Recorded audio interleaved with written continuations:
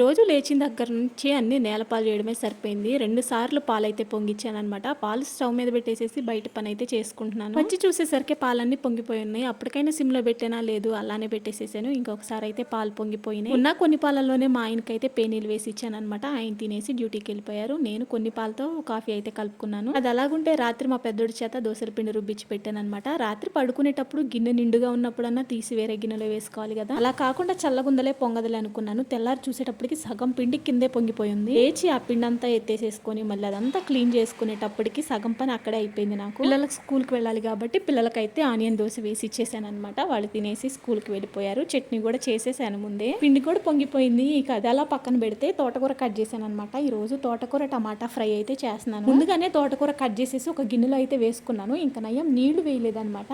పోపులో వేసే ముందు కడిగేసేసి వేద్దామనేసి పక్కన పెట్టుకున్నా. అంతే చేయి జారి గిన్నెంతా కింద పడిపోయింది. తోటకూర మొత్తం కింద పడింది. చేసేదేం లేక తోటకూర అంతా గిన్నెలో వేసుకొని 4-5 సార్లు కడిగేసేసి కూర వండడం అయితే మొదలు పెట్టాను. ఇప్పటికే చాలా టైం అయిపోయింది అనమాట. ఎక్కడ పని అక్కడే ఉంది. చాలా లేట్ అయింది. అందుకని చెప్పేసి కుక్కర్ అయితే ఓపెన్ చేసి కుక్కర్ పెట్టేసేసుకొని దానిలో ఒక 2-3 ఉల్లిపాయలు అయితే కట్ చేసేసుకొని టమాటాలు వేసేసుకొని అన్ని పోపులో వేసేసుకున్న తర్వాత తోటకూర వేసేసి ఒక విజిల్ అయితే పెట్టేసేసాను అనమాట. తోటకూర అయితే మంచిగా ఉడికిపోయింది. తర్వాత ఉప్పు కారం పసుపు వేసేసుకొని కొద్దిగా ఫ్రై అయినాక తీసేసే టైం అయిపోయింది. నేనైతే నిమ్మలంగా ఒక ఎగ్ దోశ వేసేసుకొని తినేసేసాను.